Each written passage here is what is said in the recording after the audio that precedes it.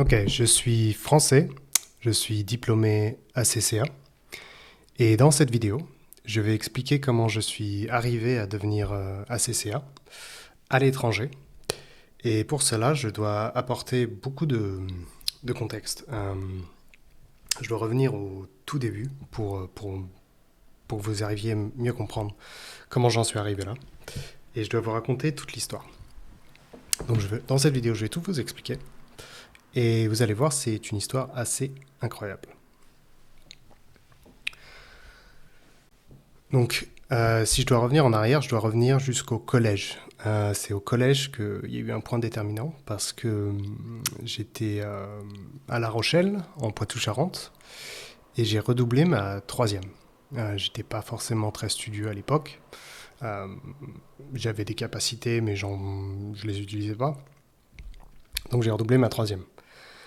Et donc le collège, ce qu'ils ont fait, c'est qu'ils m'ont envoyé voir une conseillère d'orientation.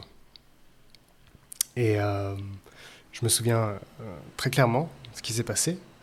La conseillère me demandait qu'est-ce que vous voulez faire plus tard dans la vie ou quels sont vos désirs, etc. Et j'ai dit que je voulais voyager. Évidemment, comme vous avez peut-être vu avec mon nom, j'ai un tissu familial qui est en France et à l'étranger. Et donc évidemment, j'avais envie de voyager. Parce que j'avais déjà voyagé en étant petit. Et donc je lui dis j'ai envie de voyager. Et donc en tant que conseillère, c'est pas de sa faute à elle, hein, mais bon, elle a regardé ses options et il y a un grand lycée hôtelier à La Rochelle. Donc elle a dit bon bah si tu veux voyager, il faut que tu ailles au lycée hôtelier où tu vas voyager, tu vas travailler dans des grands hôtels à travers du monde, etc. Et donc j'ai dit ok pourquoi pas. Donc je me suis retrouvé au lycée hôtelier de La Rochelle, qui est un très bon établissement, mais pour moi ça pas marché, ou en tout cas, j'étais beaucoup trop jeune pour savoir, à 13-14 ans, ce que je voulais faire en fait. Et donc le lycée hôtelier, c'est très bien, mais on ne peut pas vraiment en sortir du lycée comme ça, ou du moins faire un changement aussi radical. Donc je suis resté dans ce lycée en sachant que ça me plaisait pas trop. On a appris la cuisine, l'hôtellerie, la grandeur de la gastronomie française, etc., etc. Mais bon, j'étais pas très bon et ça me plaisait pas trop. Euh, mais j'y suis resté quand même 4 ans. J'ai fait le BEP service et ensuite le baccalauréat technique hôtelier. Ils nous proposaient des stages à l'étranger, mais c'est pour ça que c'était attrayant, hein, l'offre lycée hôtelier. Mais en fait, les stages, ils n'étaient pas du tout à l'étranger. Ils étaient genre à quelques kilomètres de La Rochelle, dans des établissements qui recherchaient de la main-d'œuvre pas chère ou gratuite. Et c'était pas forcément une très bonne expérience à chaque fois. Je comprenais pas pourquoi le lycée glorifiait ce métier qui, je sais pas, enfin, je veux pas paraître méchant ou quoi, mais moi ça me plaisait pas trop et c'est vrai qu'il glorifie un peu le métier de serveur. Et j'ai rien contre ce métier-là, c'est juste que moi ça me plaisait pas et j'aimais pas vraiment comment ils mettaient ça sur un piédestal. Ensuite, du coup, je me suis débrouillé moi-même pour essayer de trouver des stages à l'étranger. Donc, j'ai trouvé un stage à l'étranger en Irlande parce que j'avais de la famille là-bas. Euh, mais bon, c'est moi qui ai trouvé mon propre stage. Et après ça, j'aimais bien la compta. Déjà, c'était le premier signe, c'est que j'aimais bien. Il y avait un cours de compta au lycée. Et celui-là, j'aimais bien.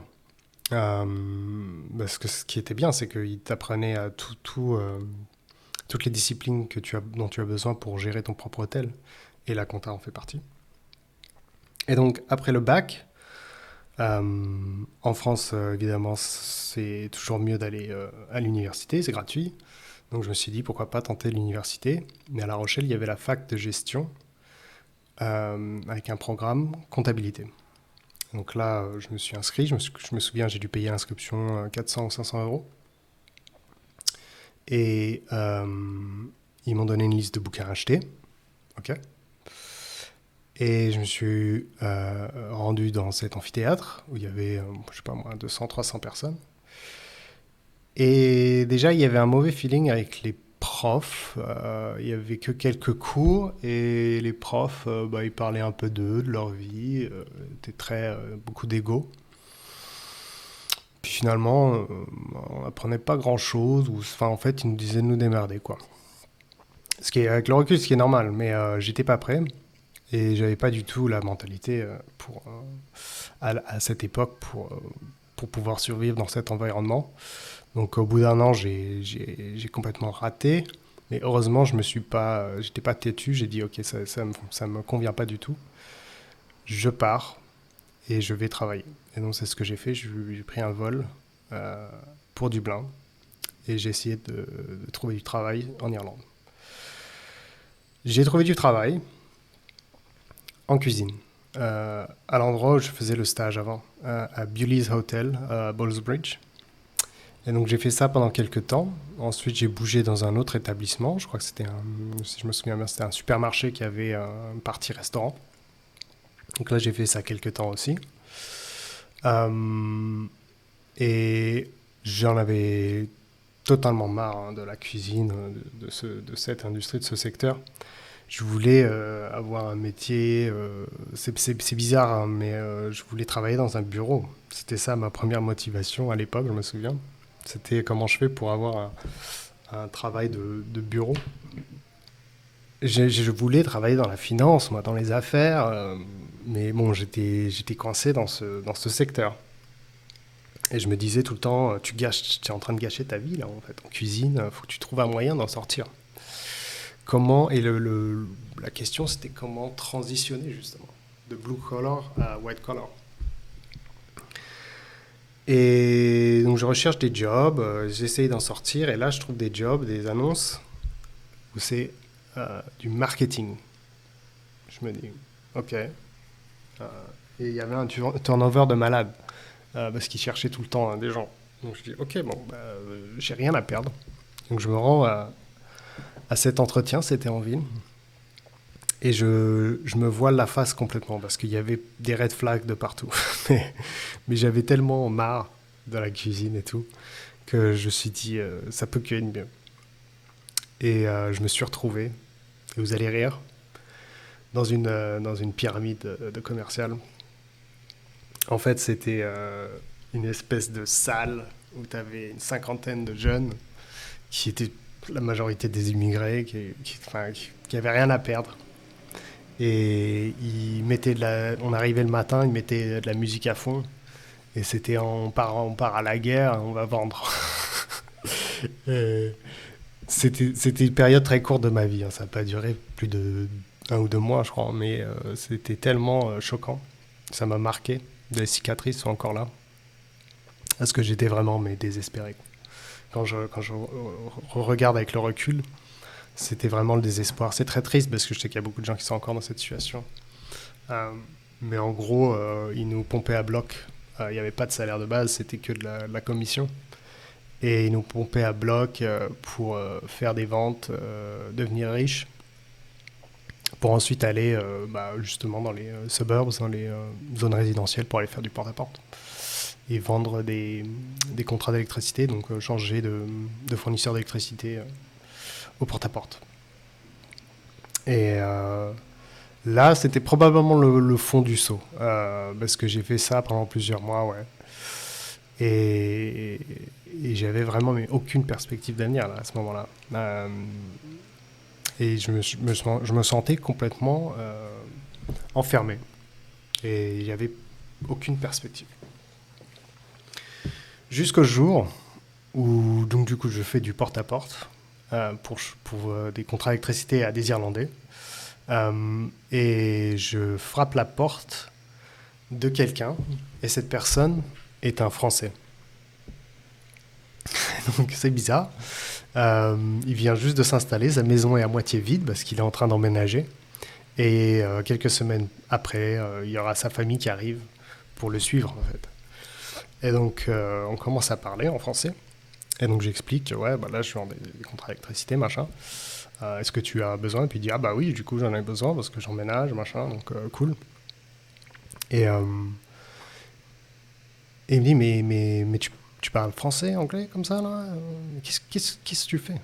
Euh, et en fait, lui, il venait en Irlande pour monter sa boîte, enfin, il avait sa boîte dans la tech, dans l'IT.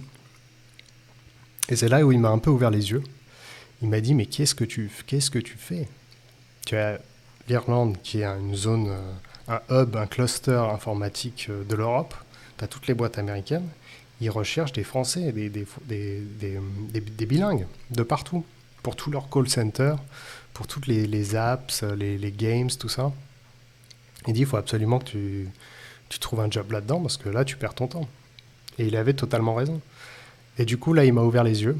Et ce jour-là, je suis rentré chez moi, je me souviens. Et j'ai scanné, j'avais changé ma méthode de recherche en fait. Et j'ai cherché justement l'IT, les call centers, machin. Et j'ai trouvé un job à Microsoft. Donc, Microsoft cherchait des Français dans un call center pour leur département Xbox. Parce qu'il y avait la Xbox One, qui est l'ancienne console qu'ils avaient à l'époque, qui allait sortir, et on s'approchait de Noël, ils avaient besoin d'un énorme paquet de Français pour s'occuper du call center de Xbox pour la sortie de la nouvelle console vers Noël. Et donc d'un coup, je me retrouve dans ce call center mais immense, espèce de gymnase, avec tous les nationalités en groupe comme ça. Et j'ai été sur l'équipe des Français.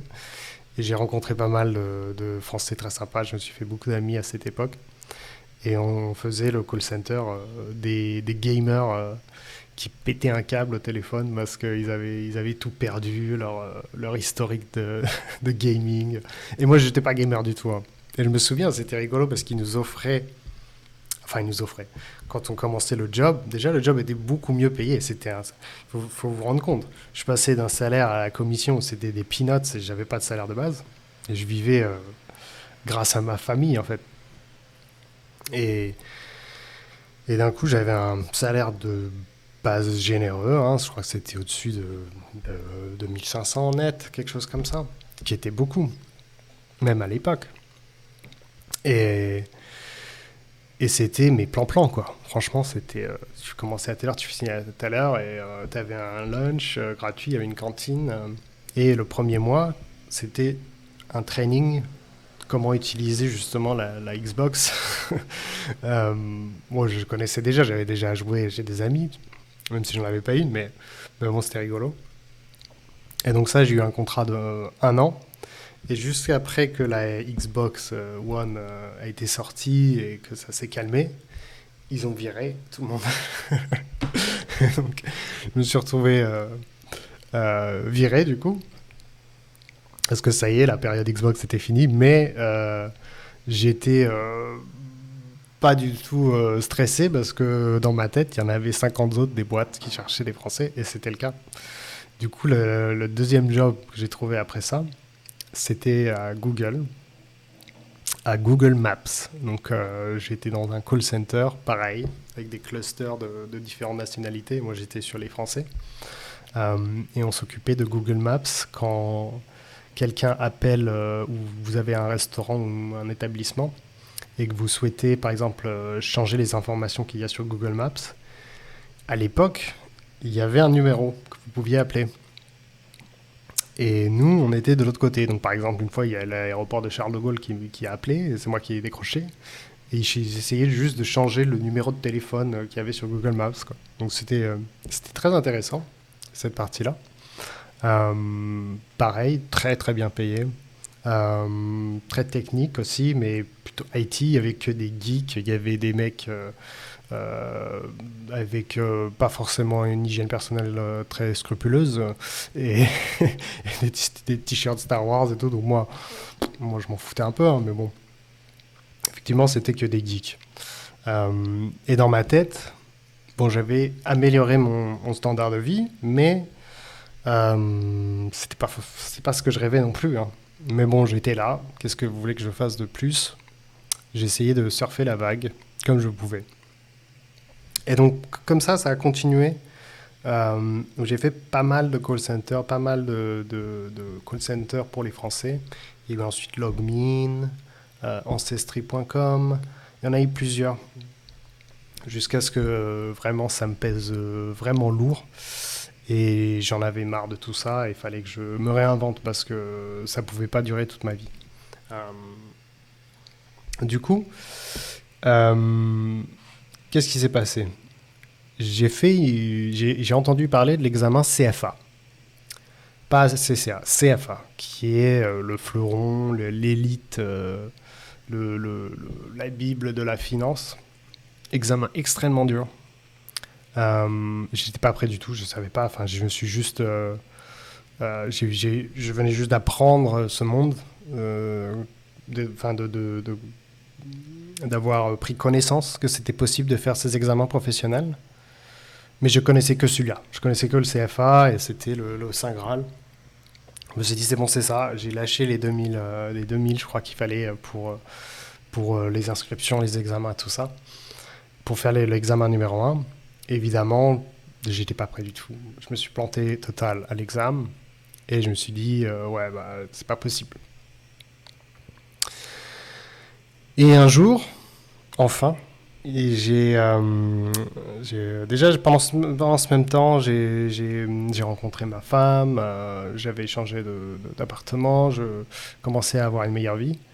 Et un jour, je n'arrivais pas à dormir, je faisais un peu une nuit blanche. Du coup, je suis parti me balader. Et j'habitais sur les docks à Dublin. C'est là où il y a le Financial Center.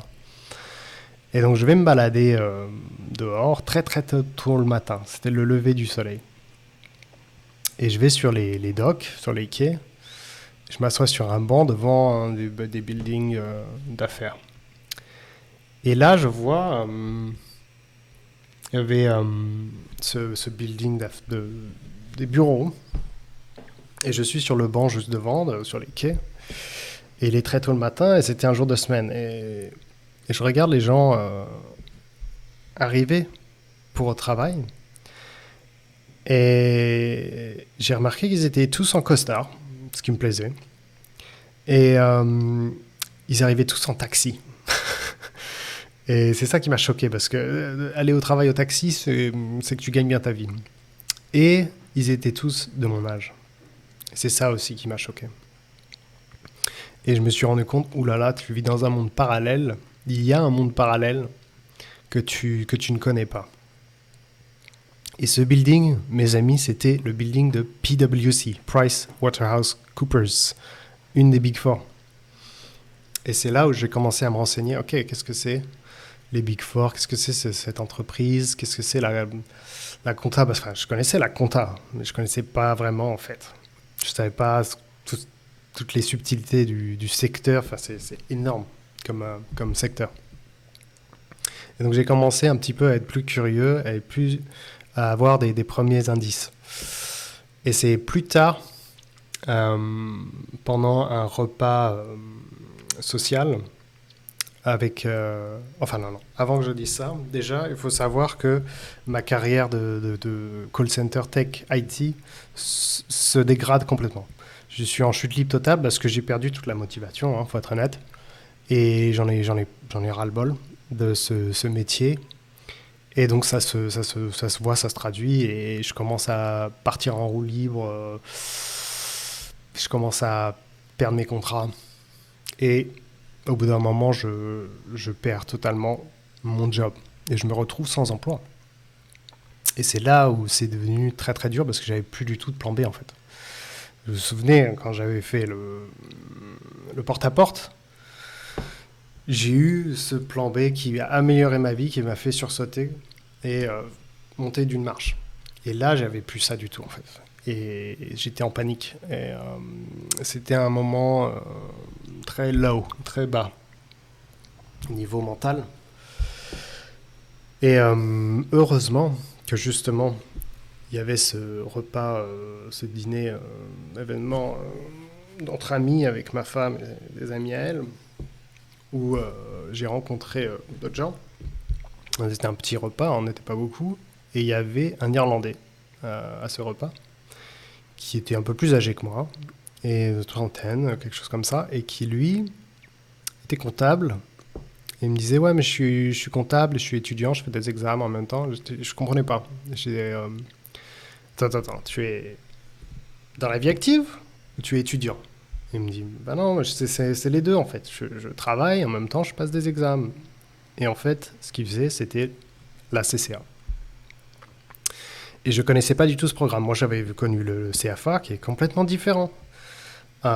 Et là, il me parle de la CCA, qui est beaucoup plus fragmentée, beaucoup plus espacée. J'ai pas envie de dire facile, parce que aucun ne sont faciles, mais c'est, je pense, plus facile que le CFA. Et donc là, je suis rentré le soir même, et j'ai essayé de récupérer toutes les informations que je pouvais sur la CCA. J'ai passé la nuit sur Internet à essayer de comprendre. C'était l'épiphanie.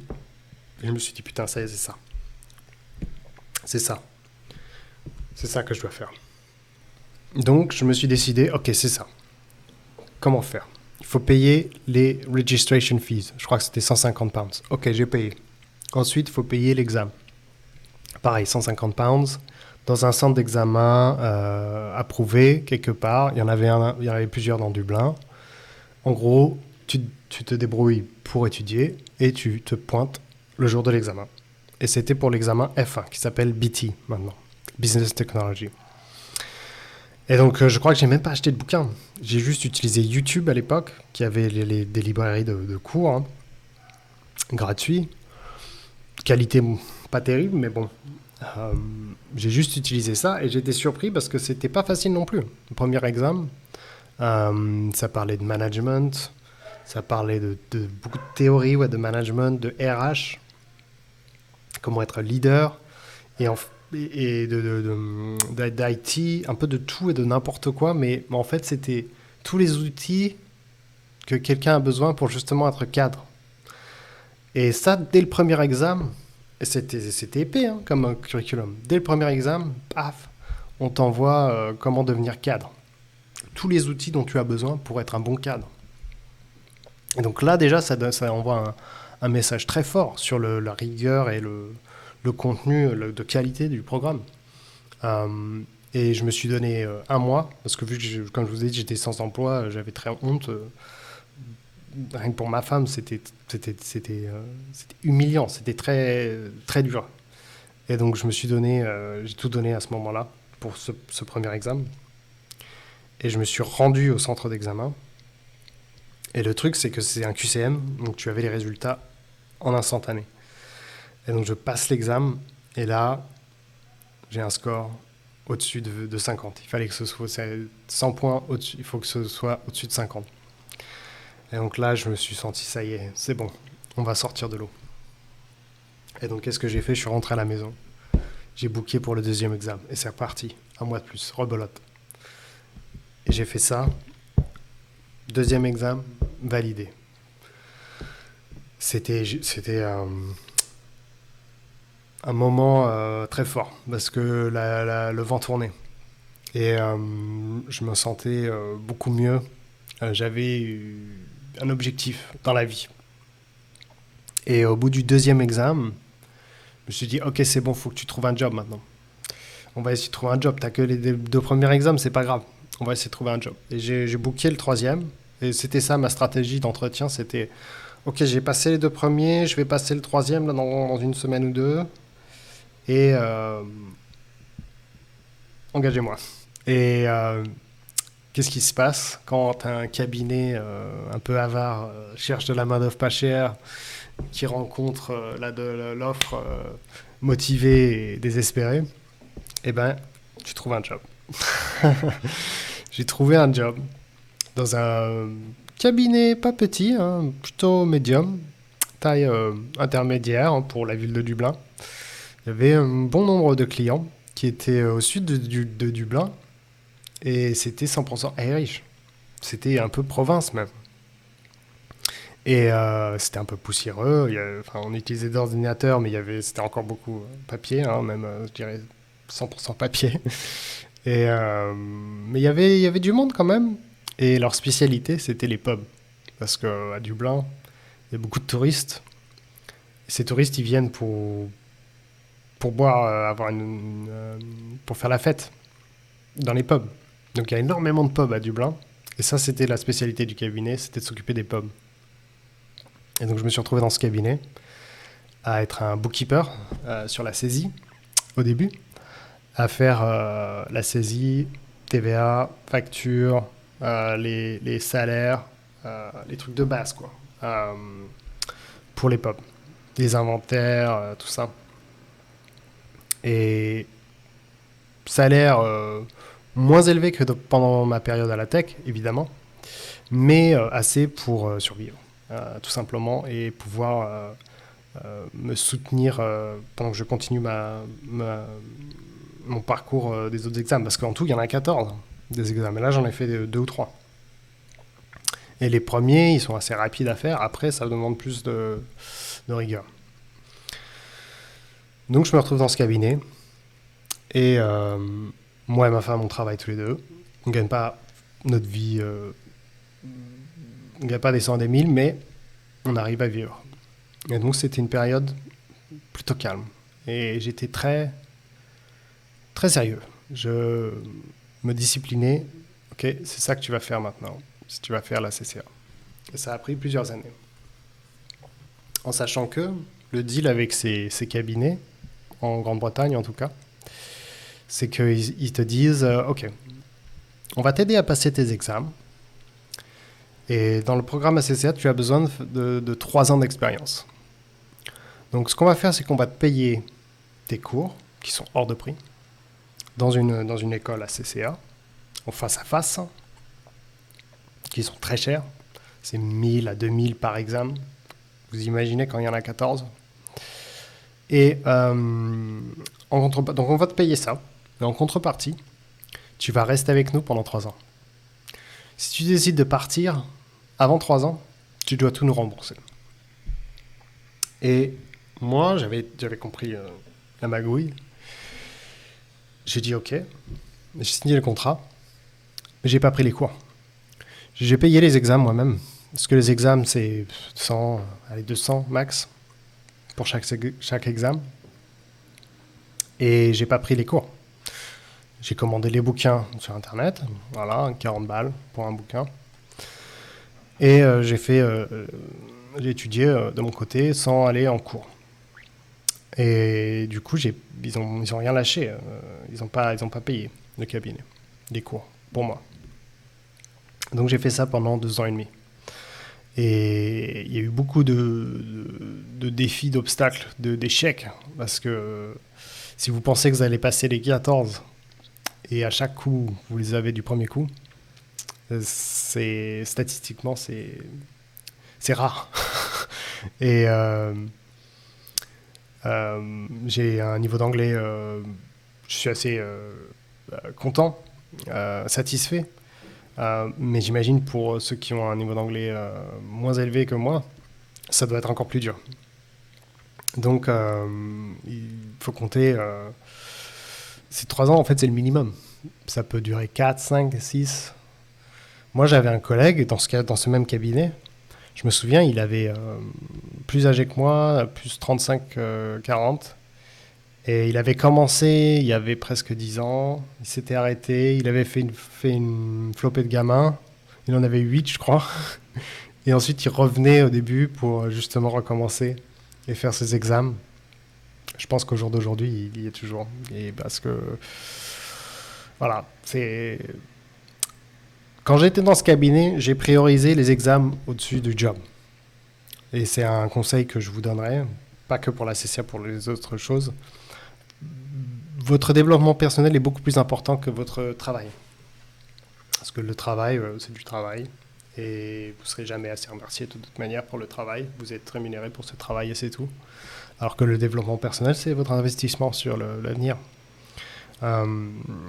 Et donc je sais que cette personne dont je vous parle, cet Irlandais, il n'a pas fini. Il n'a toujours pas fini parce qu'il était plus focus sur le travail, faire plaisir à son employeur que de s'occuper de lui-même, malheureusement. Donc, j'arrive presque au terme de mes 3 ans dans ce cabinet. Et je peux vous dire que là, ça pique, là, j'en ai marre. Et avant cela, oui, il faut vous dire, j'ai eu une promotion. Parce que j'étais à saisie de base au début. J'ai passé quelques examens, il y a quelqu'un qui est parti. Et donc là, un des partenaires, il s'est dit, oh, Dean, il est pas mal. Allez, on va lui donner une promotion. Donc ils m'ont donné une promotion, c'était pas forcément du salaire, hein. Le salaire a dû augmenter de, je sais pas, 0,0001%. Mais surtout, ce qui était bien, ce qui était très très bien, c'est que j'étais plus juste bookkeeper. Je faisais pas que de la saisie. Maintenant, je faisais les comptes. Je faisais les états financiers de A à Z. Et le cabinet, c'est la meilleure école. C'est ce qu'ils disent en France aussi. Et c'est vrai. Parce que vous avez un portefeuille de plusieurs entreprises complètement différentes. Et vous faites tout. Vous faites absolument tout. Toutes les démarches administratives, toutes les démarches fiscales, toutes les démarches qui sont avec le Companies Office, le greffe en France, tout ça, vous devez le connaître, vous devez être on top of it. Hein. Et donc, ça, c'était très formateur. Absolument. Absolument très formateur. Parce qu'après, vous pouvez aller en... Donc, du coup, ce qui se passe, c'est qu'après, vous avez 2 avenues. Practice or industry. Donc, le cabinet ou l'entreprise. Et c'est le grand thème, et je pense qu'on va faire d'autres vidéos là-dessus, parce que c'est vraiment la fourchette. Est-ce que vous restez en cabinet pour potentiellement devenir partenaire plus tard, ou vous allez en entreprise et vous avez un jump de salaire tout de suite, immédiat, mais qui va stagner sur le temps, alors que là, partenaire, vous pouvez avoir potentiellement un accroissement de votre salaire infini. Et donc du coup, je vois plein de gens, un gros turnover dans ce cabinet. Je commence à en avoir marre, j'aimerais bien gagner un peu mieux ma vie aussi. Et je sais que je ne me suis pas rattaché au cabinet en payant moi-même mes examens et mes cours. Enfin, pas de cours, juste les bouquins. Donc je peux me frotter les mains, partir quand je veux. Et donc, au bout de 2 ans et demi, je sais, j'aurais dû attendre 6 mois, mais bon, au bout de 2 ans et demi, je craque. Déjà, pour vous donner un contexte, il y avait un des aînés, comme moi, qui avait fait ses 3 ans. Il a fini ses 3 ans, un mec sympa, un Irlandais, très bon. Il commence à dire, ça y est, j'ai fini mes examens, j'ai fini mes 3 ans, machin. Et les partenaires du cabinet l'adorent. C'est un peu le favori. Et donc, il l'aide dans sa transition à partir. Ce qui peut vous arriver aussi.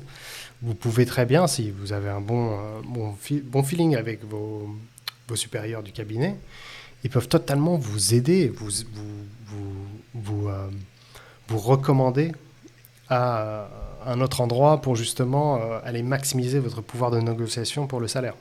Et c'est ce qui est arrivé. Et il est parti à EY, donc un des Big Four, et il a eu un jump où il allait gagner 72 000 euros par an, ce qui est énorme pour un entrant dans un de ces gros cabinets. Donc 72 000. Et donc ça, c'est quelque chose qui m'a... C'était une grosse leçon parce que je me suis rendu compte de ce qui était possible déjà. Et en même temps, je ne pouvais jamais aussi prétendre à cela. Pourquoi ? Parce que certes, j'avais un très bon anglais, mais j'étais pas full Irish. J'étais un peu français. Et donc, pour ce cabinet de province, qui est un peu vieillot, où leurs clients sont un peu vieillots, ils sont dans leur bulle, ils sont dans leur perspective. Pour eux, je ne serai jamais comme eux. Et j'ai fini par le ressentir au bout d'un moment. Je me suis rendu compte que j'avais pas vraiment d'avenir là dans ce thème. Parce que pour eux, c'était... ils ont des clients qui leur ressemblent, ce qui est normal. Et un vieux qui a un pub depuis 40 ans, qui ne veut pas étendre, ouvrir d'autres pubs ou moderniser, il veut un vieux comptable comme lui, bien Irish, bien local, un peu raciste et tout. Donc pour eux, je sentais qu'il y avait un peu de distance comme ça. Ils se disaient, mais bon, ils étaient sympas, hein, mais j'ai commencé à me rendre compte que ils se disaient, ouais, bah, il fait un peu de la peine. J'avais limite cette impression de me dire, ouais, bah, on l'entraîne, il va faire tous ses examens, il va finir expert comptable ici en Irlande, mais il n'y a rien pour lui ici en fait. Et genre, il se disait, ok, bon, bah, c'est de la main-d'œuvre pas chère, donc fermons les yeux, quoi. Ne vous inquiétez pas si c'est votre cas, ce sont des vieux qui se trompent lamentablement. Donc, quand j'ai eu ce sentiment, je me suis dit, ok, vas-y. Allez, c'est bon, on va pas attendre les 6 mois derniers, là. Donc, j'ai commencé en sachant qu'il y avait pas beaucoup de chasseurs de tête à l'époque qui étaient très agressifs sur LinkedIn et qui me contactaient. Je me suis dit, ok, je vais mordre avec les chasseurs de tête. Et donc, il y a ce chasseur de tête qui m'appelle, qui me dit, voilà, j'ai des Français à Dublin. Ils ont un fonds d'investissement à Dublin qui est dans les énergies renouvelables et qui est entre Paris et Dublin. Est-ce que tu veux les rencontrer? Et si vous vous souvenez bien, moi, c'était ça qui m'intéressait. C'était la finance, c'était les fonds d'investissement, etc. C'était le secteur dans lequel je voulais aller. Et puis, ça avait l'air moderne, c'était des jeunes. Ça sortait du cabinet poussiéreux. Et donc, je me suis dit, ok, vas-y. Et donc là, je fais cette interview téléphonique avec plusieurs intervenants jusqu'au PDG de ce fonds. Et c'était un Français, il était très sympa, machin, très enthousiaste et tout. Et c'est un peu là, et là aussi, ça faisait bizarre parce que c'était la première fois que je faisais un entretien sérieux, ou du moins de ce niveau, avec des Français. Et donc, je savais pas trop comment me comporter, etc. Souvenez-vous, je viens de passer presque 5 à 10 ans en Irlande. Et ils me disent, ok, on t'embauche, viens. Et donc, j'y vais. Et heureusement que j'ai fait ça parce que c'était une expérience absolument formidable. C'était génial. Ils avaient des beaux bureaux de coworking. L'équipe était très jeune, très sympa, petite, mais très sympa. On faisait énormément de voyages entre Paris et Dublin. On allait faire de la voile un moment en team building. On est passé, à chaque fois on allait à Paris, dans les beaux quartiers de Paris, ils avaient des bureaux. Puis même le métier en lui-même était très très intéressant. Un fonds d'investissement avec plusieurs actifs, un peu repaillé en Europe, où il y avait des problématiques nouvelles, une certaine... c'était vraiment tourné vers l'avenir et ils étaient très très très cool avec leur staff et c'était vraiment une équipe très bien.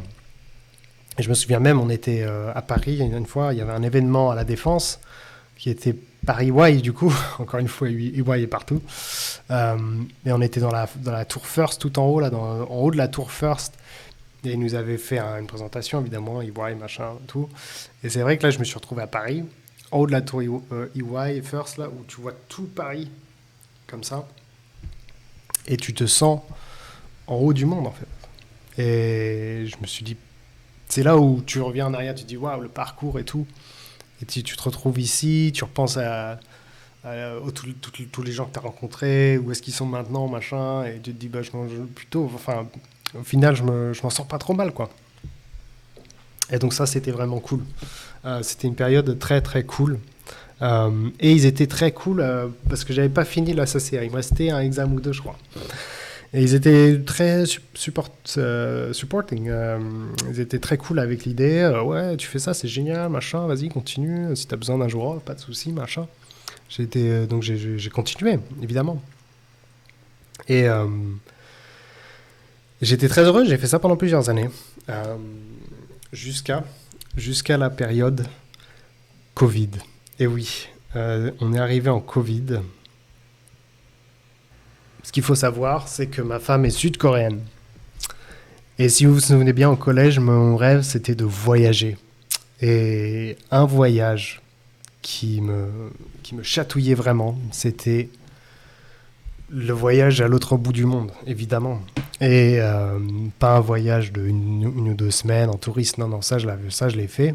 Moi, je voulais déménager repartir, refaire 10 ans quelque part. Autre que l'Irlande, on en avait marre de l'Irlande. Il fait gris, on en a fait 10 ans, sans soleil, dans le froid, la pluie, l'humidité, le moisi, la grisaille. Et puis, on est arrivé à un moment où le prix de l'immobilier était tellement flambant à Dublin que mon loyer était le même montant que mon salaire. Donc c'était plus possible. C'était juste plus possible. Et le Covid arrive. Et c'est à ce moment-là qu'on a décidé de partir en Corée du Sud. Et tout cela, je vais vous l'expliquer dans la prochaine vidéo.